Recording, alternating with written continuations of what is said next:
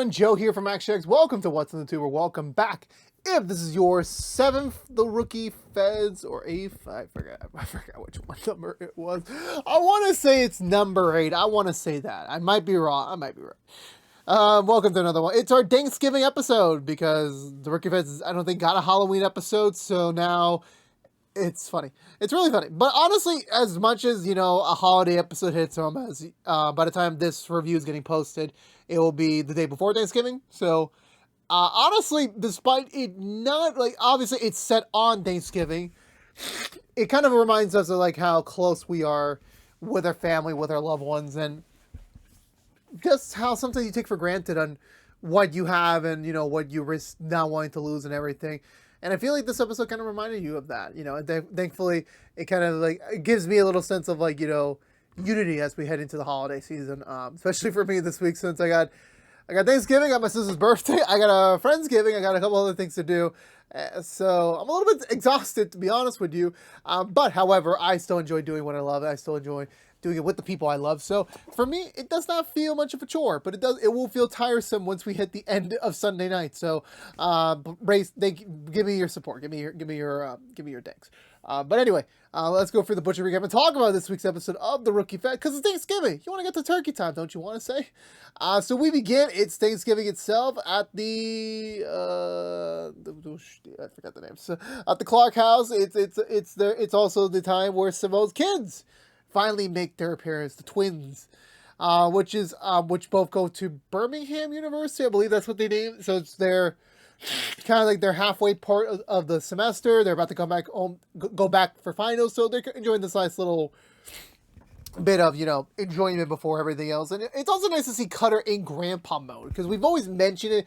He's always been on the fact that, it's always for my dream to be a grandpa. Yes, I'm going to enjoy being a father, but I'm especially going to enjoy being a grandpa. And, I hope to God I make it to that point, because, not to sound morbid, but none of the male relatives of my family has ever made it to grandpa state. They are in spirit, but, they're not physically there to enjoy it. So hopefully I'll be the one to break the streak. Or maybe my dad. Who knows how life is going to turn? Who knows how life's going to turn out? But anyway, so where do I want to go with that point? Yeah, so they're enjoying they're about to enjoy the weekend away. However, one of them's holding something back from Simone that she doesn't want to let her know, the daughter. Turns out she bombed her midterms hard, and she's kind of already on jeopardy to kind of lose path and everything. And of course, Simone's unhappy since she's been mainly seeing her daughter posting stuff on Clip Talk, their TikTok equivalent, which they can't use because of liability reasons. She's about to get into it, about to yell at her about the responsibilities of how much that her and her dad had to sacrifice for her to be in that school, and the fact she's taking it for granted. She's about to get into all that. Meanwhile, crosstown in HQ, for some reason, Brandon and Laura have decided to take a Thanksgiving shift because they don't have really much to do. They don't really are having a reason to celebrate Thanksgiving this year. Laura does not want to go home to her family because of her divorce, and Brandon has his own reasons. So they're working the Thanksgiving shift alongside Garza, who is, again, weirdly enough, has an entire family waiting for him. Even his niece asked him, "Why don't we just go home and just work? You're fine. You'll be good to go." But he's like, "No, I need to be diligent. I need to be here just in case something happens." Meanwhile, on another side of town, a dad and his daughter are making some cake, some cookies. I don't know. They're baking. I respect. They're baking something. However, the man gets kidnapped, and as well as his daughter. So once dad gets phoned in from the LAPD, which is understaffed because of the Thanksgiving holiday, they're attached to the feds to go figure it out and go solve the case. So they call in over Carter and Simone from their Thanksgiving plans, which, well, Carter doesn't really have any, but Simone's in reality is. So they all come in, they all get situated on the case. Meanwhile, over on another side of town, we have another rookie crossover. It seems like this episode felt more like the rookie crossover than the supposed crossover event. It's literally, I think this is the most that we've seen of rookie characters actually participating in the plot and just not making a cameo. I'm not trying to make fun of it. I went into this year knowing we were going to get a lot more of our favorite characters throughout both shows. I completely understand that. I'm not trying to back myself out of that statement. But again, it's funny for me, we got more screen time from rookie characters in this episode than the actual supposed crossover event storyline. Now, again, I'm mostly calling it a storyline rather than a crossover event. So I'm just leaving that as may. Anywho, Wesley's there. He's there to do a very quick agreement to a plea deal from someone that's locked on the inside to snitch on someone else's behalf, which is kind of weird to say. And this is the only they can do it because the guy they're going after is a pretty big fish. And Thanksgiving, no one's there. No one would even be suspecting anyone to be working there. Of course, our good old Lopez is giving him the beef for like, why are you doing this now? This is Thanksgiving. We have to be at your mom's house by an hour ago. And he's like, don't worry, this will be a quick ordeal, and then I'll be off straight back to their mom's house for Thanksgiving. So they're doing the plea deal. The terms are pretty outrageous on the prisoner's side. And Wesley's like, look, we will definitely consider you getting some sort of plea deal, a reduced sentence. Definitely not to the extent that you want. But also the fact that, you are definitely not getting anything until you give us a little taste of what the information you have to offer. However, before you can say, well, too bad, I'm still going to get my plea deal anyway. It turns out he hired his goons to come in to break him out. But things get complicated a little bit, so they're holed up there pretty considerably. I want to say it's because, so when they were looking for the dad and the daughter, I forgot what the connection was. I'm not sure if the dad was a former employee of the guy that's going to get the plea deal. I'm not 100% certain on that. But he gets kidnapped. They find him quickly, but they don't find his daughter, realizing that the kidnapper's using her as some sort of leverage. So the feds and the police and the LAPD can go in on them pretty quickly. So I want to say that, so it's pretty much one straightforward plot over here. So Carter and Simone are tasked to help out with the task force to help out with the hostage situation, while Brandon and Laura are going to go find the daughter. So, so we head over to the DA's building. They already have the Army officials there for some reason. I don't know what makes this an Army issue, unless he did crimes against the government, but I don't really know. My brain is kind of foggy a little bit, to be honest with y'all. I've been a little sick, not COVID sick. I'm just been a little bit under the weather because the weather keeps changing. It was not even funny to go, like, literally 2 weeks ago in New York, we had literally 70-degree weather in November. And now we're just in winter. It's literally like we had no fall. It was literally summer, and now winter. It's literally just the hilarious one that all my friends and we make jokes of, like, we never had a fall this year. It was just winter. So I'm still feeling the strains of that. I'm better now. Like, I was worse. I think when I was doing the Walker reviews last week, I felt like the bunt of it. Now I'm more good. It's just my head's not 100% there, worse than usual. So I apologize if I'm really straining myself, because, like, I know the things, but it's just my brain can't give out the words. You know what I'm saying? Anywho, of course Lopez is there because it's her husband. She wants to go in there and just get him out of it, but they can't because there's other people in there, so they gotta wait for it. So their best play is like to send one of their own inside. They already know Lopez to a T, so that's not gonna work. So they send over Simone in there with another medic, because I guess one of the guys gets shot, I believe. So they have no choice but to get a medic in there so that they can continue the hostage situation further. So they go in undercover. Bullishly enough, the man assumes that, okay, one of you is a feds agent, and he assumes the guy, not Simone. Simone gets up in his face about it, like, what if I was an FBI agent? And you just looking at me and saying, oh, she's not an FBI agent because she's this, she's that, or she's also this. And he's like, I like you. Get in line. So once she fixes up the guy, she gets held up as a hostage as well, reuniting her with Wesley. So I think they did cross paths at some point. Then again, I do remember, like, I'm pretty sure everyone on the rookie side knows the Fed's characters to a T by this point. So yeah, even Wesley knows, like, I know you're a Fed agent. So I'm like, I'm going to keep it on the low key because one of them is kind of a snitch. So I'm not trying to give him any information as well. I want to say, so Simone and Wesley start working on this one dude, kind of like the newbie of the group. So they try to, like, rattle his, like, newbiness to try and, shackle him to get some points and and eventually kind of trick him to getting a supposed plea deal. if he gets them out of this. So that all ends up working out. They manage to get the drop on the guy, and they manage to stop the hostage situation and, like, you know, get out of it. Reuniting Wesley and Lopez clearly states, you owe us until Easter. You are not working on a holiday again until Easter, which I'm like, that is a fair point. That is a very fair point. I want to say, meanwhile, Brendan and Laura are talking to the dad, seeing like if he can come up with any sort of like information that could help them find his daughter. The only thing they found is that in the surveillance footage outside their house, they found that the daughter took one of her toys, which has a nanny cam secretly built in there. We'll talk about more of that in a later episode.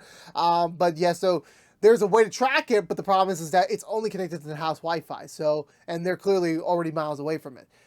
So they decide to clone the router and start looking around LA to see if there is any sort of like connection or anything related that could help them figure out where she is. So they eventually do pinpoint the location to an apartment complex. So they're about to break in at the same time they arrest the guy. However, the main problem is that once they get in, they don't find anything, and the guy calls up one of the kidnappers calls up Garza to tell him that, okay, if you gotta let my boss go, otherwise the girl dies. So since the other feds doesn't have their location yet, they have no choice but to back out, let the guy go, let the guy walk. So they're kind of screwed because they're missing the girl and they're missing the guy. So they're regrouping again, trying to figure out where his next move would be. Because either way, even if they don't have the daughter, they still need to go after him. They still need to like trace him down before he gets away in the wind again. Brendan and Laura realized during the kidnapper's video, because he forgot he's still live streaming, it turns out he knocks over the toy, revealing that he's not in an apartment complex. He's actually in the basement. So they run over there. They manage to get him in a quick time period before he escapes with the girl. He gets shot down. They get the girl. So I'm like, okay, the situation's truly over. We can go in for the arrest right now against the guy. They use the weak link again to try and rattle him more, to try and get more information. It does work, but the only information they get is that the guy went to one of his lieutenant's house, which is near his girlfriend's house. So that's the only connections they go to. So they head over there to stake out. Meanwhile, Simone is trying to call her family over to let her know that she might be late for dinner. But they're not picking up the phone right now, indicating that they're just ignoring her on even the holidays, which is like pretty hilarious to say the least. Also, meanwhile, I forgot there was a whole side conversation between Laura and Brendan about why Brendan isn't at one of like his old Hollywood parties that he probably still has connections to, even though he's not an actor anymore. He's like, no, like I got invited by a pretty big deal, but I decided no, I want to stay here for my training officer. I want to stay here for you. So like that ridiculous excuse. They managed to corner the guy as he's escaping, and pretty quick scene. Nothing really much note to say, but they get him. The case is over. Everything's fine. The daughter saved and everything. The day saved. We head back to the headquarters where Brendan's enjoying his Thanksgiving bag of Cheetos, which I'm like, I have not had a bag of Cheetos in forever. I don't want to. So they get into the specifics on why Brendan doesn't want to be with his friends or family at this holiday. I was drifting a bit here because I sadly was doing something else important, but from what I remember from this conversation is that he doesn't want to be around them right now, since they wouldn't really understand where his current place in mind is with just everything going on, whether that is to do with his sobriety right now, just not wanting to be back in that environment, which it is fair. One of the number one reasons why people relapse is that they're around familiar environments that cause them to do their negative attribute before. So it's best to avoid it so you don't get it again, which I'm like, that is a very fair reasoning there. But eventually, there's still his family, there's still his friends. So I'm like, you can't really ignore that forever. Like eventually you got to man up and just like, be there and just control yourself. So maybe not this Thanksgiving, but next Thanksgiving, things might be different. Garza and Carter are also on their way out. Carter was going to have Chinese food for Thanksgiving because his ex-wife and his son are now in a different state. And it turns out his ex-wife probably has a new beau in his life, a new man that's taking care of her in her new state. And he's like, it's probably nothing. It's probably just like a really good new friend. And even like Elena just shows up and she's like, oh yeah, that's her new boyfriend. Done. And I'm like, damn. Yeah, Elena's bringing in the slack and the heat right here. It's just not even funny. We need Elena more. Like, we don't get enough of Elena. I'm just saying that. I'm just saying that much. So we head back over to Simone's house. It's pretty still dead quiet in there. They already had their major Thanksgiving feast already. And they're still good. Everyone's still chill. It's just they didn't really want to like figure out what was the next of Simone's tyrant of like, her daughter not doing well in college, and she's just expressing a similar point that a lot of people do when they're struggling. Is that I don't know what to do. Like, I'm afraid that if I keep passing or keep going on the straight and narrow, and I still don't know what I'm going to do, I'm going to waste my time and money. And then eventually when I graduate and I still don't know what I'm going to do, like, what do I do after that?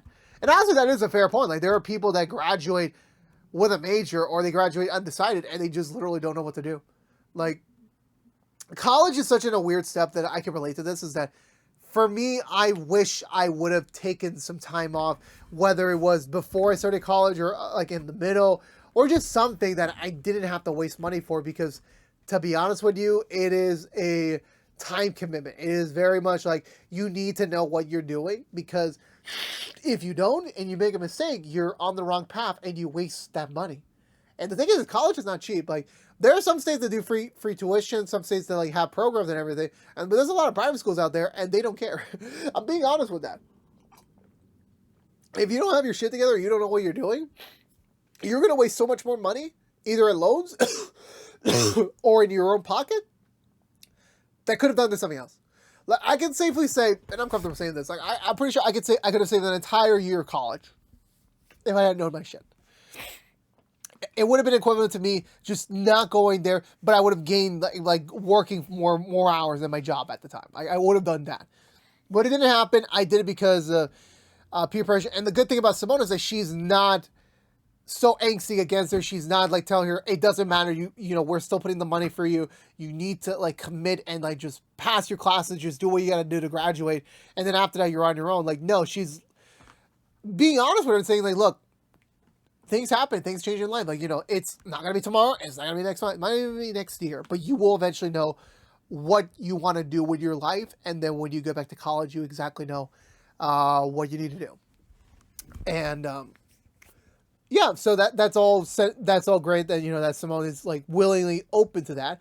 And thankfully she's telling her at a young age, like when she's only in her freshman year, because to be honest with you, later on, it gets harder to have that conversation.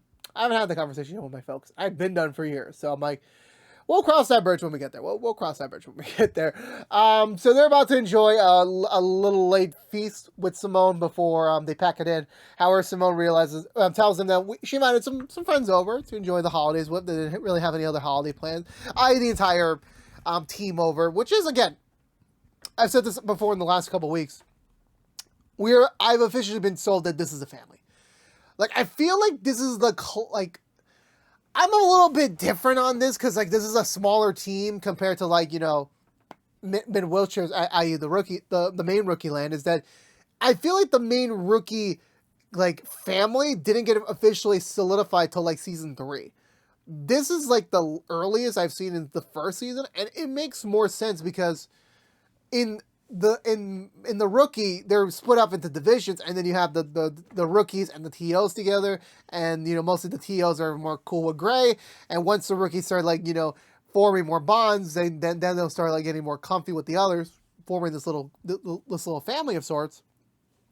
But as for the Fed side of things, like, they only spend time with each other. Like, they'll have some superior conversations and they'll go to other meetings, but mainly they're with each other. So it's more believable for me to believe like these people are much more tighter knit. Like, they're not tight knit. Like, the fact that like, they're so comfortable now and they've only been working together for like 3 months. They're like, oh yeah, we're just going to go to Thanksgiving dinner at someone else's house that's on our team. Great. I'm totally fine with that. Like, it's different. And that's exactly one of the points that like I love about the show so far, is that it is definitely doing things differently, and it's solidified its own identity from the rookie. Even though, yes, we have had tons of rookie cameos by this point, it's still, they're doing their own thing, and you feel that, yeah, these guys are a family, that these guys are a well-tied unit, and it would suck if anything was to happen to one of them, i.e. next week's promo. But for right now, that was the end, as they enjoy a very late Thanksgiving feast, which honestly now I'm craving turkey. I mean, there's turkey downstairs in my cooler, but it's obviously not cooked. because it's for Thanksgiving. So what can you do there? Anywho, I believe, and that's going to do it for me today, everyone. That was it for the episode. Again, I feel like the sense of, like, you know, as much as generic that the idea of, like, you know, it's always like the generic plot points that can always, like, you elevate with the character, like hostage situation with a special crossover character. Generic. Funny banter. Okay, you can do whatever you want with that, but it's the characters. Like, you know, I always say this almost every week. It's the characters.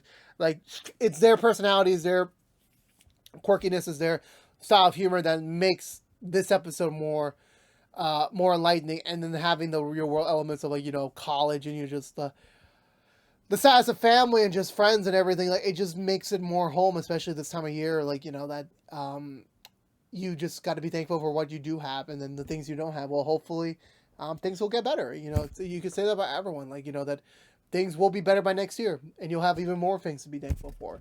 And I feel like what the Rookie Feds do in their first holiday episode, I feel like that it succeeded on all fronts, and it makes me wonder just how precious time is, because, like, again, like the whole, you know, even the generic plot point, thinking about, like, the dad and the daughter briefly separate, like, you really don't know when that could happen. Like, I pray to God it never happens to anyone, but, you know, the reality is you just never know. Like, you never know what someone else is planning. You never know what is going to happen in life. You just got to be prepared for that. Like, you know, like, the moment you get the opportunity to, like, remember, I am honored and thankful to have this person or this thing in my life.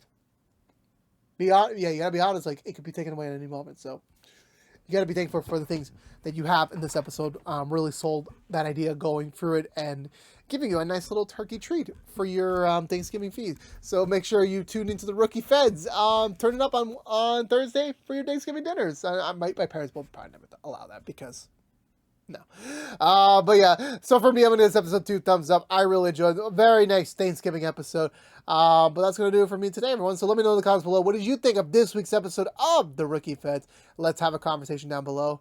And I believe that's going to do it for me today, everyone. So if you're unaware, this has been What's the Two from ActionX, reviewing every episode in the hopeful first season of The Rookie Feds.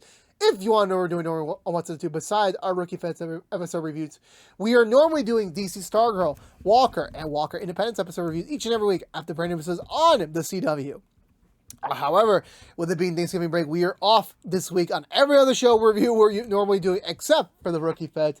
So this is my only piece of content I'm recording for the week up. I'm pretty sure I'll be working on some other videos on the side now that I have the free time, or playing God of War Ragnarok, whichever one of the two wins it over. But again, yeah, but if you don't care about the Rookie Feds, you're in luck. We'll be back next week with our winter finale episode. So stay tuned until then. And then afterwards, the week after that, we have our 2-part Rookie finale event for the winter finale event. They're going to do 2 hours of the Rookie, which I'm like, that is unprecedented. Like, we're going to get a 2-hour block of Rookie episode. Let's go. Let's go. Most likely what we're going to do on that, similar to when we do with our weird HBO Max reviews, is that we will probably we'll split them each up in their episode reviews, so that, you know, you can have, like, time to, like, let them breathe or whatever. So that's probably what I'm going to do for that review. But we'll be back next week with the last Feds episode review for the year, and then we'll be back in January next year for more. On a new time slot. Yeah, my brain's foggy. I gotta wrap it up here. But again, this has been What's the Two from ActionX. Please subscribe to us on youtube.com/ActionX videos. Ring that bell for notification when our next episode reviews live. Please also follow us on social media. Please also ring the bell. And please also like, favorite, share if you want to. But until we see each other again, for all you Feds out there, enjoy your Thanksgiving weekend, or if you don't celebrate Thanksgiving, just enjoy this time period. Just be thankful for who you have in your life and what you're able to do right now. So please do so on the Joe. But until we see each other next week for the midwinter finale, the winter mid-season finale. I apologize about that. Stay safe out there. Be good to each other, and as always, peace out.